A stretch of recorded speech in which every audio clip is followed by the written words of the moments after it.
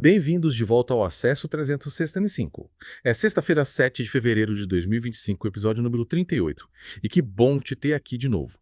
Hoje a nossa conversa vai te levar para uma imersão em Marcos 4 e Êxodo capítulos 9 e 10. Preparado para ter a sua fé edificada? Com certeza. Duas passagens que, quando lidas juntas, revelam verdades profundas sobre a fé cristã, a importância de conhecer Jesus como Senhor e Salvador e o poder da comunhão com Ele. É verdade. Em Marcos 4, encontramos Jesus ensinando através de parábolas um método que, aliás, é bem peculiar, não é? Me intriga como Foronto. Ele usava histórias do dia a dia para transmitir verdades espirituais tão complexas. Sim, e essa escolha por parábolas não era por acaso. Em Marcos 4.11 e 12, Jesus explica aos discípulos que a elas serviam para revelar a verdade aos que buscam e, ao mesmo tempo, ocultá-la daqueles que se fecham para a fé. É como se a mensagem se adaptasse ao coração de cada um. Que interessante. E falando em revelar a verdade, vamos começar com a parábola do semeador que ocupa boa parte do capítulo 4. O que te chama a atenção nessa parábola? Acho que o ponto central é a ênfase na receptividade do coração. Jesus compara a receptividade à palavra de Deus a diferentes tipos de solo: o caminho pedregal, os espinhos e a boa terra. E cada solo representa um tipo de pessoa, certo? Exatamente. O caminho endurecido representa aqueles que ouvem a palavra, mas não entendem, e o diabo arrouba de seus corações. Já o solo pedregoso simboliza aqueles que a recebem com alegria, mas por não terem raiz desistem na primeira dificuldade. Os espinhos, por sua vez, representam os cuidados, riquezas e prazeres do mundo que sufocam a palavra, impedindo-a de gerar frutos. É como se Jesus estivesse nos alertando sobre os perigos que impedem a palavra de Deus de florescer em nós. Mas e a boa terra? O que a torna tão especial?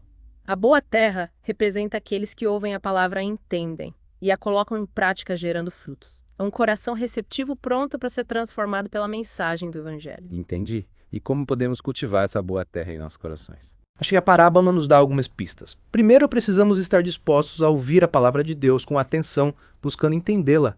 Segundo, precisamos nos proteger das distrações e tentações do mundo que podem sufocar a semente da fé.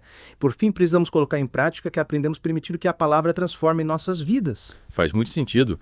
Quando penso em colocar a palavra em prática, me lembro do versículo 8 de Marcos 4, que diz: E outra caiu em boa terra e deu fruto que vingou e cresceu. E um produziu 30, outro 60 e outro 100. É inspirador ver que a receptividade à palavra gera frutos abundantes. Sim. E o mais interessante é que a parábola mostra que a quantidade de frutos pode variar. O importante é que a palavra gere frutos que ela transforme vidas. E essa transformação pode se manifestar de diferentes maneiras em cada pessoa. E pensando bem, essa ideia de transformação se conecta com a leitura de Êxodo capítulos 9 e 10, não é? Lá vemos Deus agindo com poder para libertar o seu povo da escravidão no Egito. Exato. E essa libertação física do Egito aponta para a libertação espiritual que temos em Cristo, que nos liberta do pecado e da morte. É verdade. E em Êxodo vemos Deus usando sinais poderosos para mostrar a sua glória e a sua soberania, como as pragas que enviou sobre o Egito. Me impressiona como ele protegeu o seu povo durante as pragas, como no caso da morte do gado dos egípcios, enquanto o gado dos israelitas foi poupado. É um lembrete da fidelidade de Deus às suas promessas e do seu cuidado constante por aqueles que o temem nele. Mas mesmo diante de tantos sinais, Faraó continuava resistindo a Deus, endurecendo o seu coração. Sim, e essa resistência de Faraó nos ensina uma lição importante sobre a liberdade humana. Deus nos concede o livre-arbítrio e cabe a cada um de nós escolher se vamos nos abrir para sua vontade ou se vamos resistir a ele. É como se tivéssemos a opção de ser a boa terra ou o solo enudecido diante da ação de Deus. E as consequências dessas escolhas são reais, como podemos ver na história de Faraó. Exatamente. E por mais que Deus deseje que todos se voltem para ele, ele respeita as nossas decisões.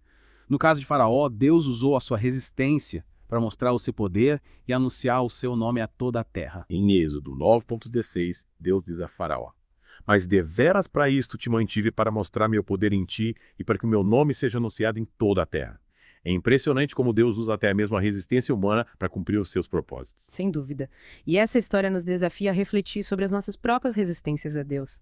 Será que estamos endurecendo nosso coração diante da sua vontade? Será que estamos deixando de ouvir a sua voz? São perguntas importantes para nos fazermos. E falando em ouvir a voz de Deus, me lembro da praga das trevas descrita em Êxodo 10. Enquanto os egípcios ficaram mergulhados em trevas por 3 dias, os israelitas tinham luz em suas habitações. Que contraste! É uma imagem poderosa que nos leva a pensar na luz que Deus traz para as nossas vidas quando nos abrimos para Ele. Em meio às trevas do mundo, a sua luz nos guia, nos protege e nos dá esperança.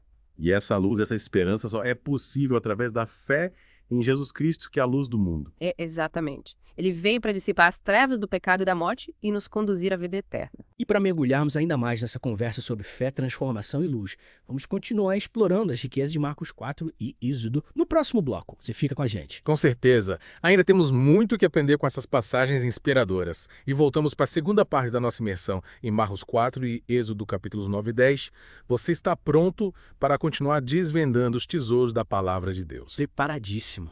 A conversa está tão envolvente que eu estou curioso para ver o que mais a gente pode aprender com essas passagens. Então se prepare, porque agora a gente vai mergulhar num aspecto fundamental da fé cristã, a busca por um relacionamento pessoal com Deus. Interessante. Em Marcos 4, Jesus fala sobre os mistérios do reino de Deus revelados àqueles que o seguem. E me parece que essa revelação está intimamente ligada a essa busca por intimidade com Deus, né? Com certeza. É como se a parábola do semeador nos mostrasse a importância de preparar o solo do nosso coração para receber a semente da palavra, enquanto a revelação dos mistérios do reino fosse a recompensa por esse solo fértil. Faz sentido. E como a gente pode cultivar essa intimidade com Deus, esse solo fértil que permite a revelação dos seus mistérios? Eu acho que a resposta está na própria vida de Jesus.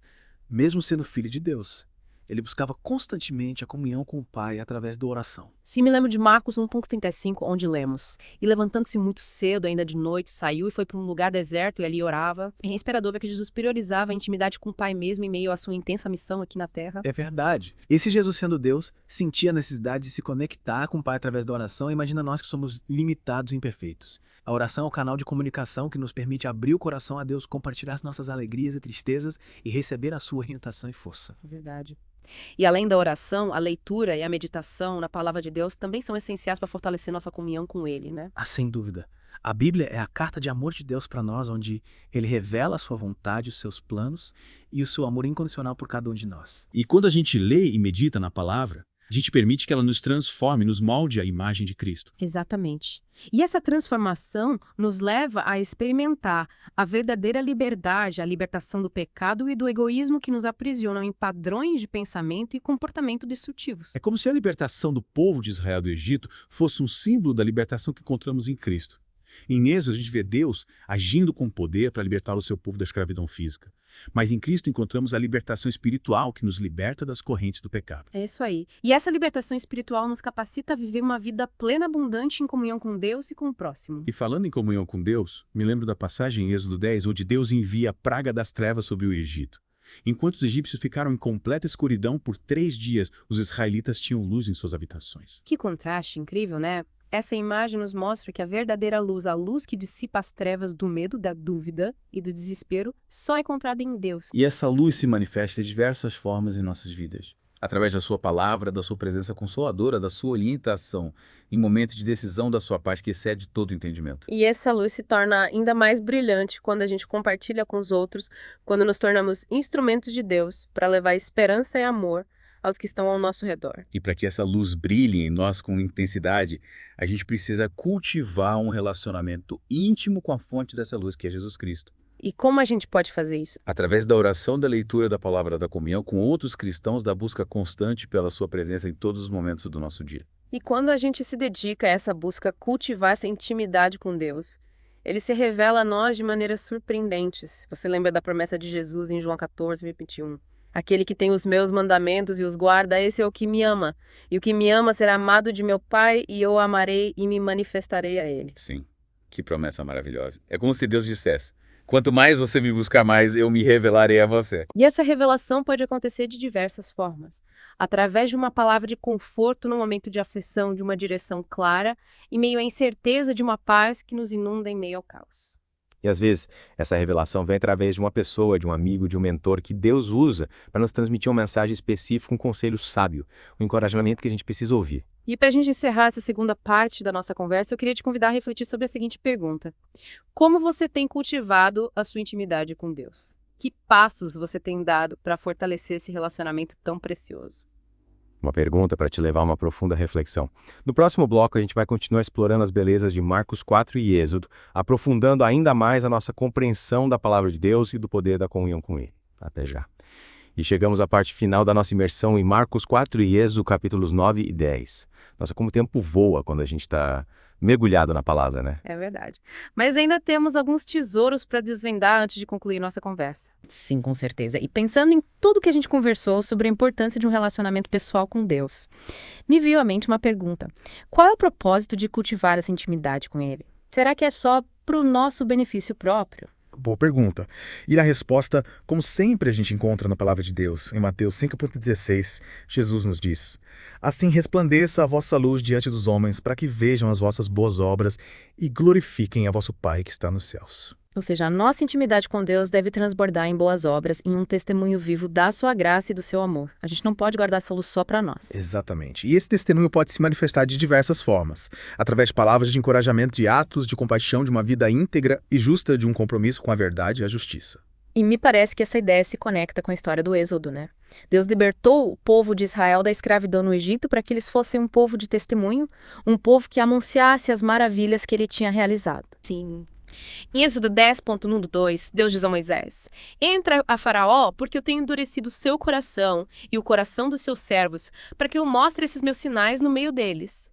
Para que contes aos ouvidos de teu filho e do filho de teu filho as coisas que fiz no Egito, os meus sinais que fiz entre eles, para que saibais que eu sou o Senhor. É como se Deus estivesse dizendo: eu quero que vocês compartilhem a história da minha libertação, para que as futuras gerações saibam que eu sou o Senhor Deus, que age com poder e fidelidade. E essa missão de testemunhar a graça de Deus não se limita ao povo de Israel.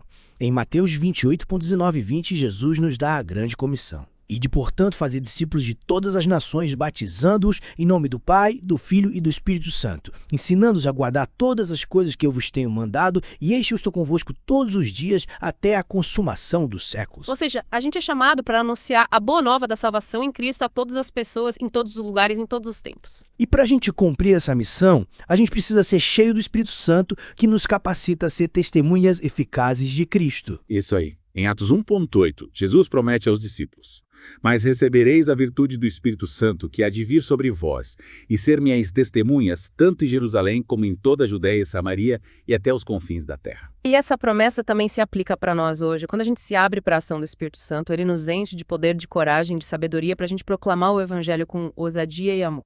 E é importante a gente lembrar que testemunhar de Cristo não se resume a pregar em um púlpito ou distribuir panfletos. O nosso testemunho se manifesta em cada atitude, em cada palavra, em cada escolha que a gente faz. Em 1 Pedro 3.15 a gente lê: Mas santificai a Cristo como Senhor em vossos corações, e estais sempre preparados para responder com mansidão e temor a qualquer que vos pedir a razão da esperança que há em vós. Ou seja, a nossa vida deve ser um reflexo da nossa fé, um testemunho vivo do poder transformador de Cristo. E quando a gente vive dessa forma, quando permite que a luz de Cristo brilhe através da gente, as pessoas ao nosso redor percebem a diferença e se sentem atraídas por essa luz. É verdade. E nesse momento a gente pode compartilhar nossa história, nossa experiência com Cristo e como Ele tem transformado as nossas vidas. E para finalizar a nossa conversa de hoje, eu queria deixar um convite especial a você que ainda não conhece Jesus Cristo como seu Senhor e Salvador. Abre seu coração para o seu amor, que te aceita incondicionalmente e deseja te dar uma vida nova, plena e abundante. Em Apocalipse 3.20, Jesus diz: Eis que estou à porta e bato. Se alguém ouvir minha voz e abrir a porta, entrarei em sua casa e com ele cearei e ele comigo. Ele está te esperando de braços abertos, pronto para te perdoar, te amar e te transformar. E a você que já conhece Jesus, eu te encorajo a fortalecer o seu relacionamento com Ele, a buscar a sua presença em cada momento do seu dia e a ser um testemunho vivo do seu amor e da sua graça. Que a nossa conversa de hoje tenha te inspirado a mergulhar mais fundo na palavra de Deus, a buscar um relacionamento mais íntimo com Ele e a ser um farol de esperança no mundo que precisa tanto da sua luz. E lembre-se, curta, inscreva-se no canal, comente e compartilhe esse episódio do Acesso 365 com seus amigos e familiares. Que o Senhor te abençoe, te guarde, que Ele te conduza e governe a sua vida porque você tem acesso.